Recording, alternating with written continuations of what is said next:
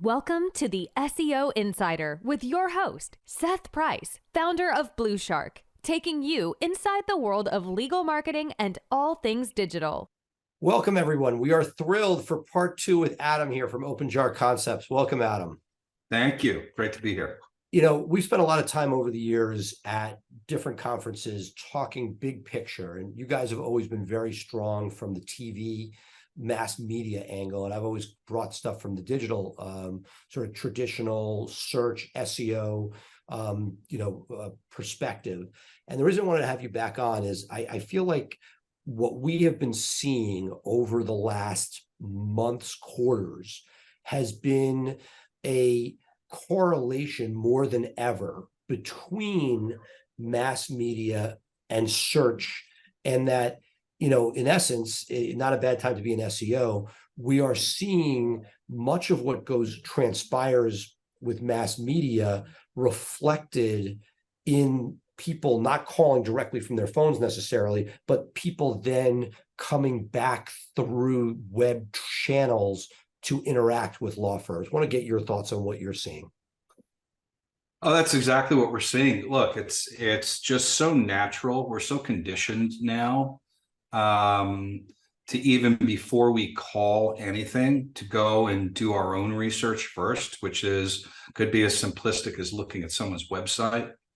And what we are noticing from some awareness campaigns we're doing, where we're really just propagating brand, to even direct to consumer marketing that we're doing for law firms, that people are definitely taking the time to first go to the website, take a look at the practice areas that they're interested in.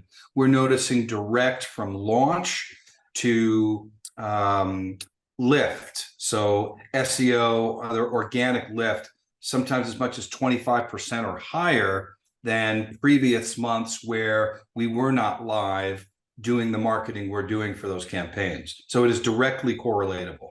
You know, so it's interesting. So historically, I've taken the perspective as an SEO with Blue Shark that we don't take credit for branded search. That is generally, attributable either to their own, networking prior clients, existing clients, as well as mass media. Meaning, if there's a giant push with brand is not something an SEO should be taking credit for, from my perspective. And it's pretty, however, I think what's interesting is that what I'm seeing, and I'm a beta test myself at Price Benowitz, where we integrated radio recently.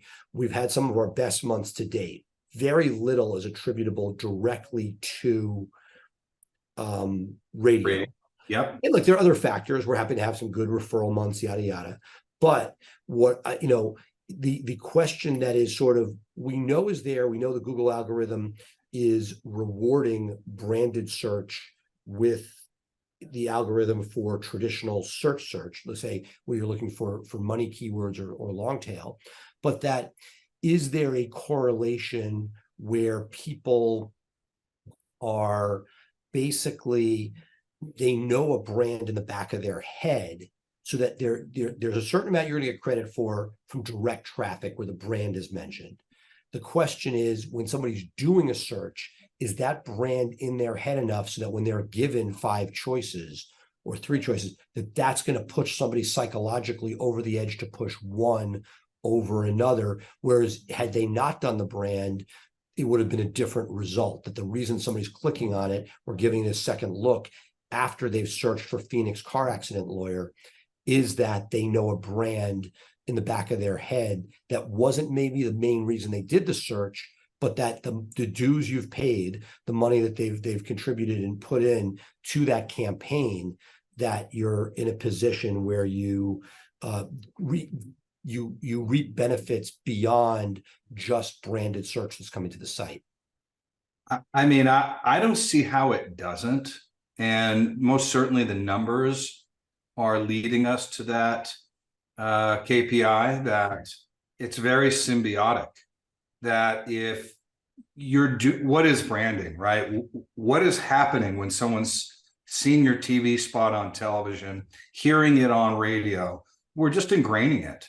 We're getting it into that memory for when and where you need it. Now, they may be close to or at a point where, hey, I need this and I need to start researching. So, okay, they go online. Either they're going directly to that law firm's brand who's already in their mind, or they're searching it and perhaps that law firm comes up. They're still going to lean into that versus any other brand that they don't have that familiarity with. So I don't see how it doesn't. One Right. No, does so beat right. the So other. clearly there's an effect, and it's really a question. Look, I'll tell you from the SEO point of view, there are times when somebody's not attributing a lot to our efforts. But then I go to them and say, hey, we've been working with you for a year and a half. How was your last 6 months? And they're like, it's our best 6 months ever. We had a big increase over the prior year. There are things that I can prove that I know are there. And, there are times where stuff is not attributable, and that people are doing research, picking it up later, and you can't tell where it's coming from.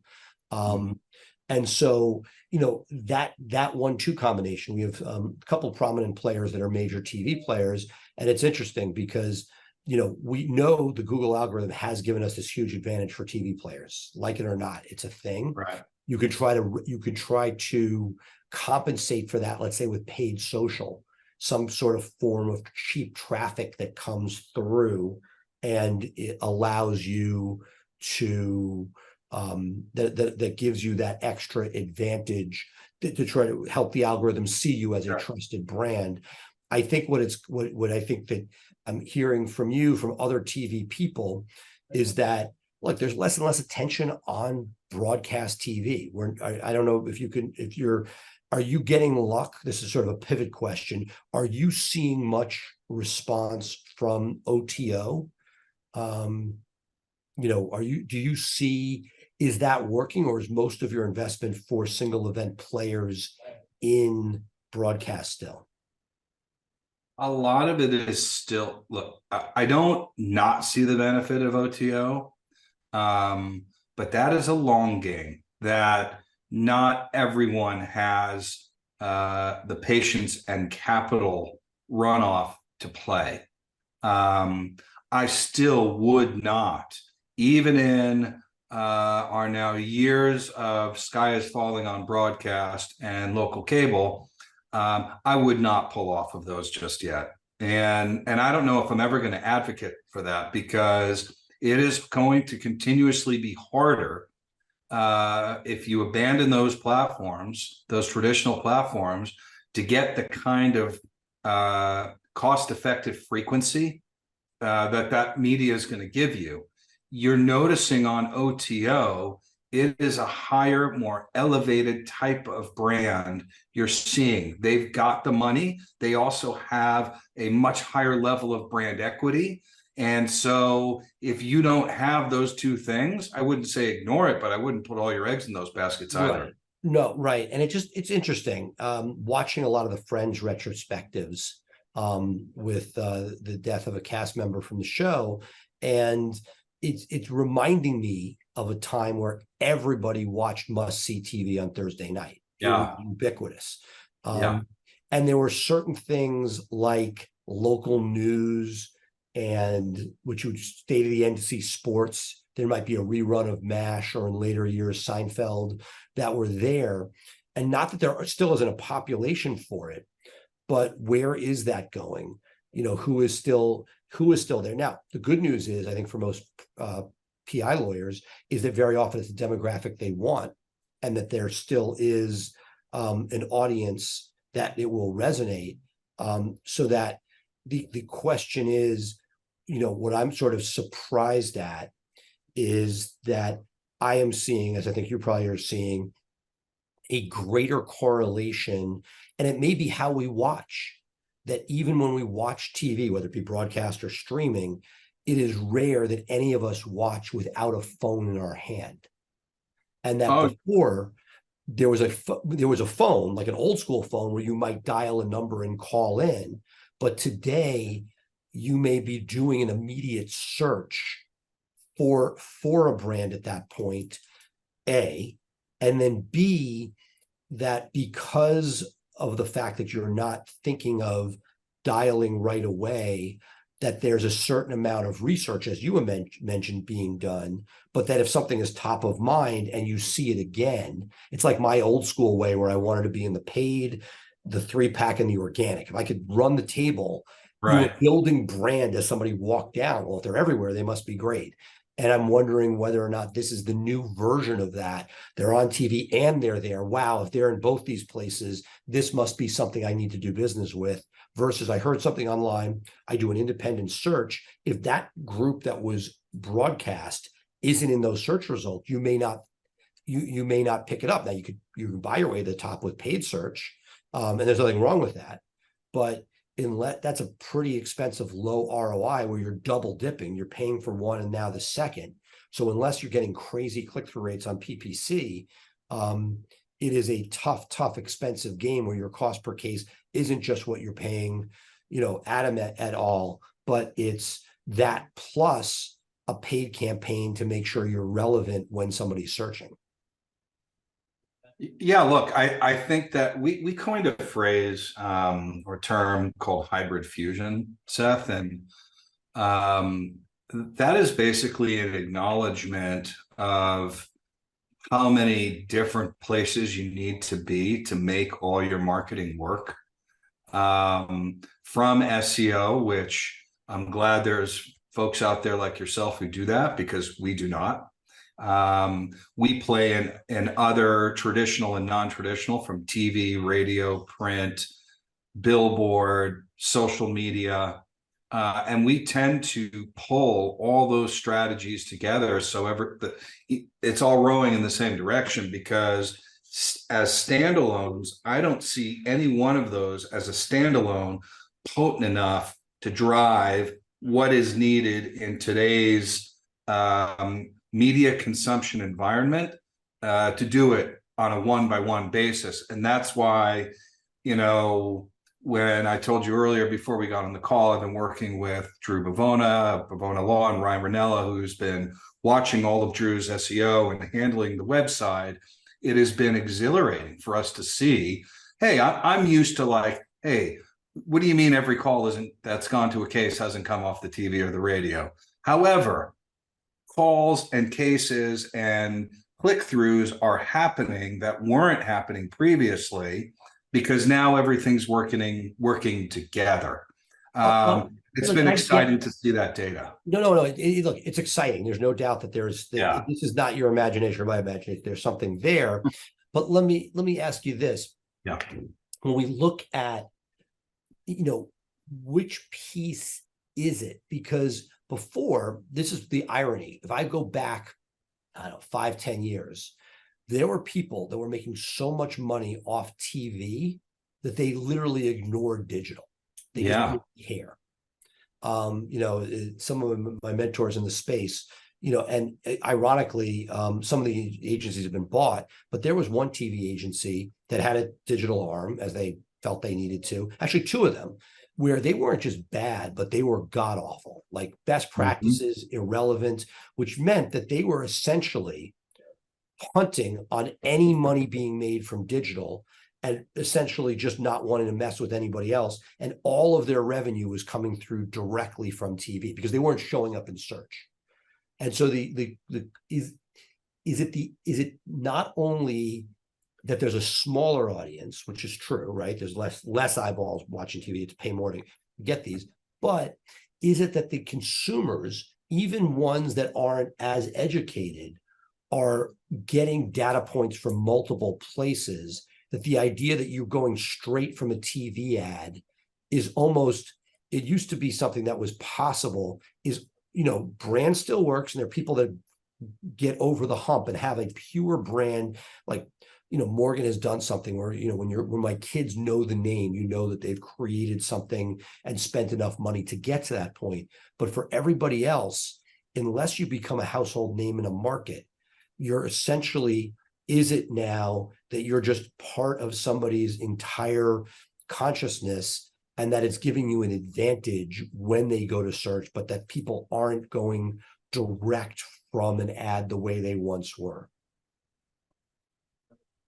I think, that Well, here's how I'm kind of thinking about this, Seth.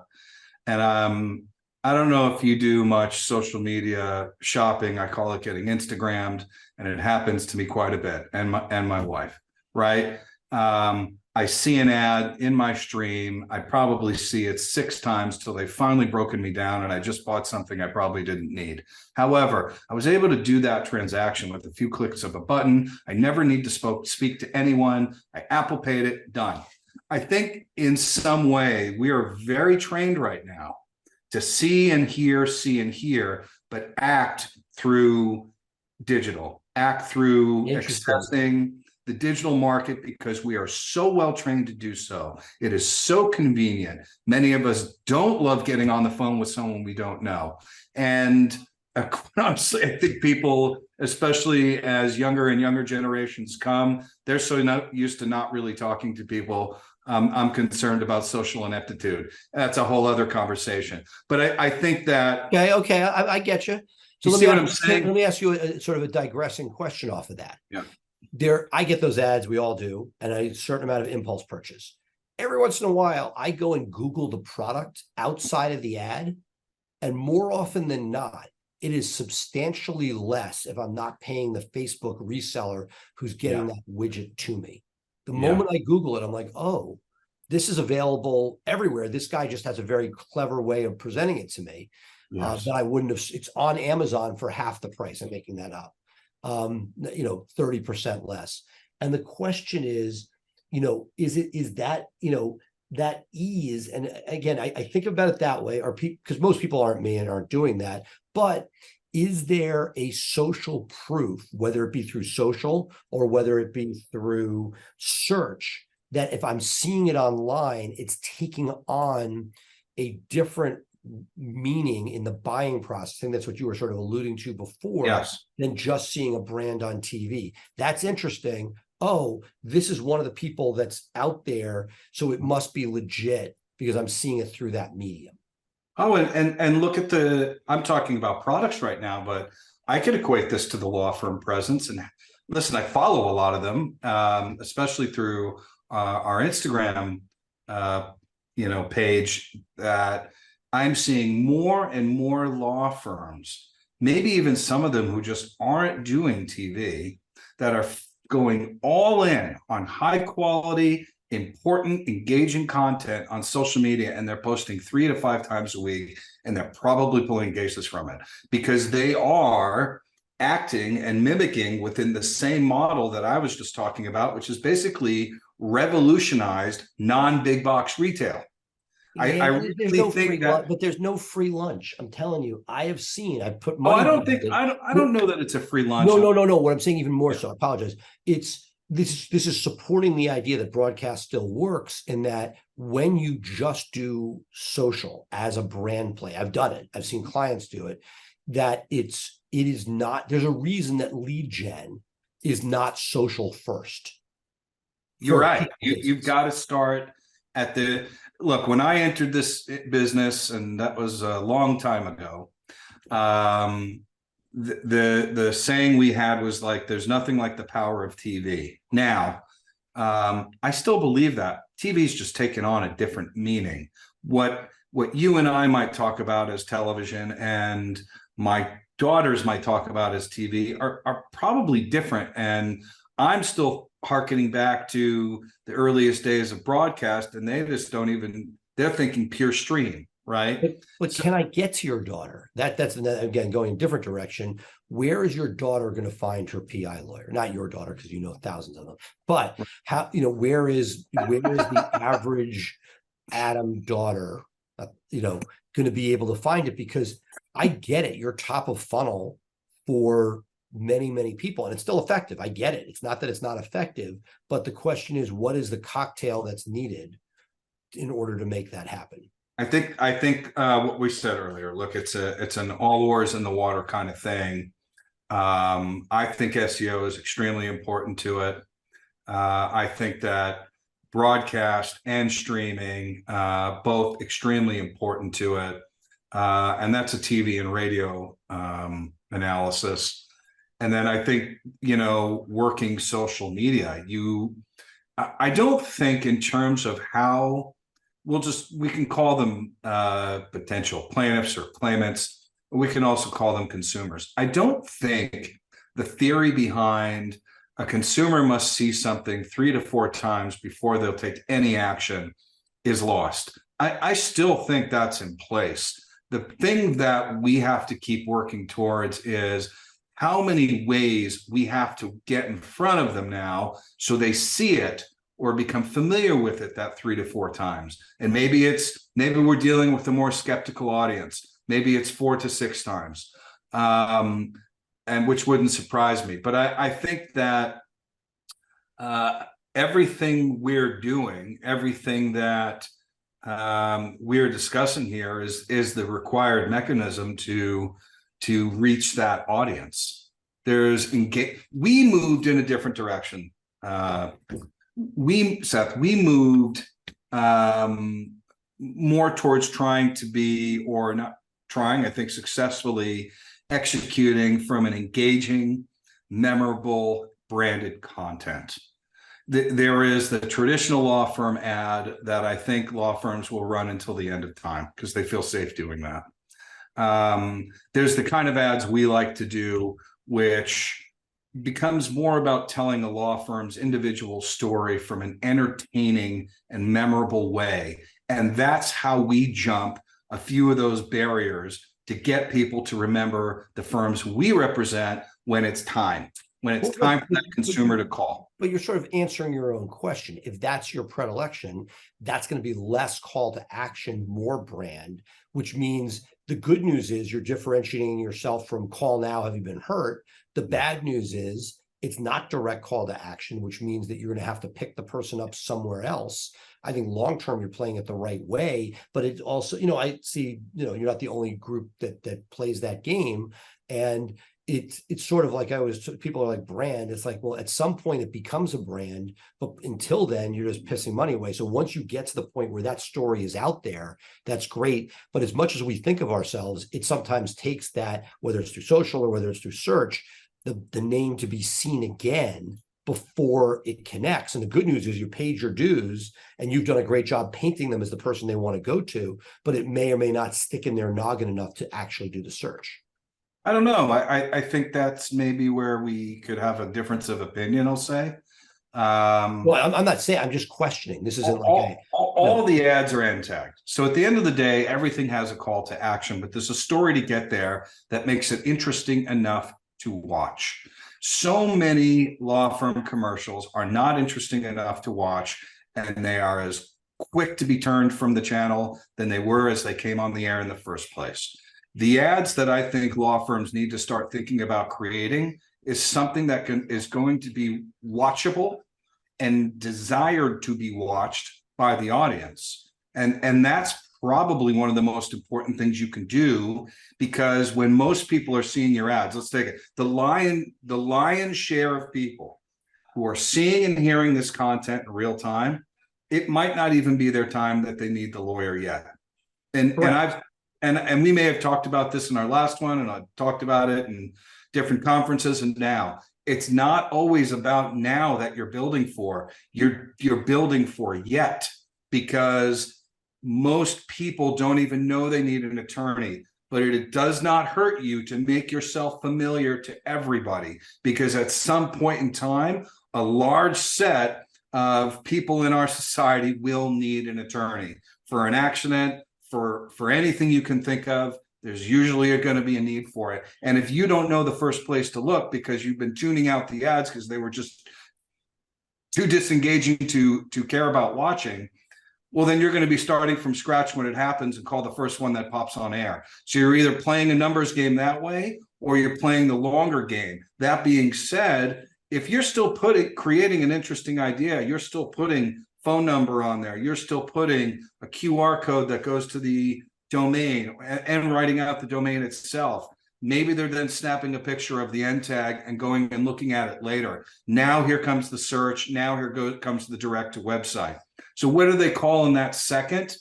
I don't always know if that's immediately important, because it didn't give them enough time to do any research, which I don't see. If they've done some research, Now they're talking to the law firm. I don't see that as a downside. I see that as a higher likelihood of signing. And so that's why I think you got to continuously work this circle. But look, we live in the age of content. Who No, would have? I hear you. I smile because I'm thinking this, you know, to a certain extent, and you're going to laugh. So you've known me for a long time. You see me speak at conferences, I moderate, I speak, I do all this different stuff. It is amazing how many times I leave the stage after a 45-minute presentation on digital marketing, and somebody in the audience says, "So you're a lawyer? Where do you think I should go for my digital marketing help?" Now, it's unbelievable how little I think a lot of myself. I think that I'm giving a great presentation that's changing their life and saying, hey, if you can't do it yourself, we're a great answer. But I clearly am not doing a hard sell. I'm clearly teaching and hoping that the dots are connected. My question is this an issue for TV in general, or a new set of expectations, which it sounds like, how of the journey, in the sense that, look, given that when I see an ad on TV, I stop. I'm like, can I pay more for that streaming service so I don't have ads? I don't like, unless it's sports, I really don't want to listen to ads or watch ads. And so the question is, I have no doubt that your storytelling, and it's not just you, you're not on an island by yourself, that you've got to make it interesting. But is it possible that before, when people didn't think there was another choice, they were going to stay through that commercial break no matter what, right? We weren't used to, TikTok and Instagram stuff. There wasn't that instant gratification. People would watch a 2-3 minute commercial break to get to the next segment on the news. Whereas as that changes, if you don't, you're damned if you do, damned if you don't. If you stay with the direct search, which has worked for a long time, yes, in theory, it'd be good, but if you have no eyeballs, it doesn't do you any good. If you do something really interesting, great, you're going to get the eyeballs, but it also means that journey may be different. And just like that guy who gets off stage, so it's like, oh, that's a really funny guy who has a cool commercial, but who do I call for my injury? I'm being facetious. Obviously, you're trying to do both, but the thought is, with a new form of media or a new approach with it, is it possible that now that there's going to be a connecting of the dots that is needed, that before, if people were willing to sit through drudgery, you could just put a name and number into their head and they were, lemmings enough not to leave?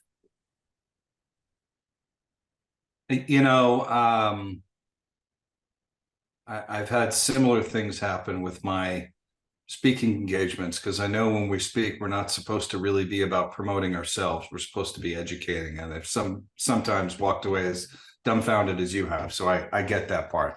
I think the thing, though, that is we're seeing proof positive that we may be dealing in a continuously finite universe, right?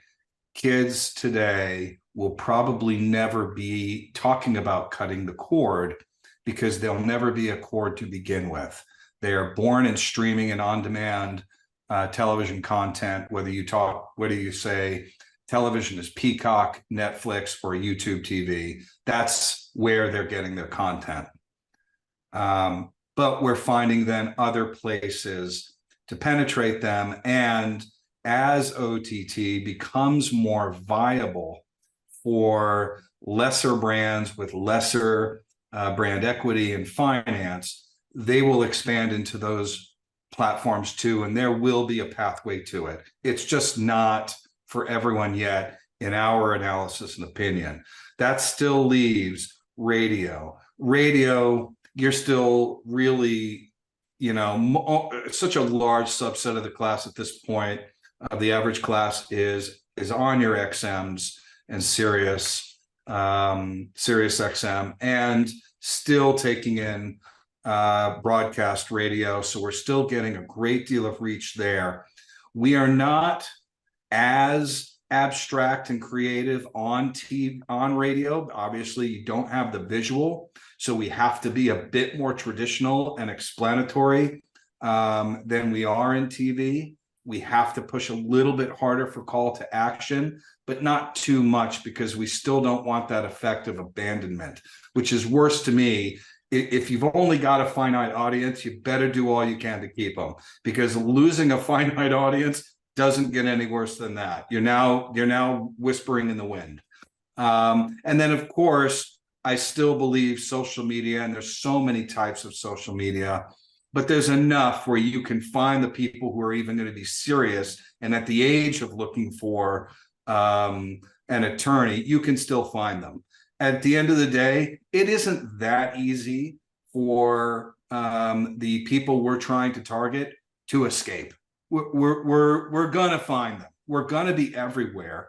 They're gonna search. They're gonna do things that is just going to be commonplace. So they may not see 100% of your marketing, but I think they're going to see enough of a percentage of your marketing, if you put enough chips on the table, that you're going to get back what you put in. That's awesome. Well, Adam, thank you so much. I'm sure this is the beginning, not the end of the conversation, but I love doing this with you. Let's continue to can't wait for part 3. Part 3, baby. 2024. Let's do it. Very good. Thank you so much. Thanks. Appreciate it. Thank you for tuning in to the SEO Insider with Seth Price. Be sure to check back next week for fresh insights into building your brand's online presence. Episodes are available to stream directly on Blue Shark Digital's website.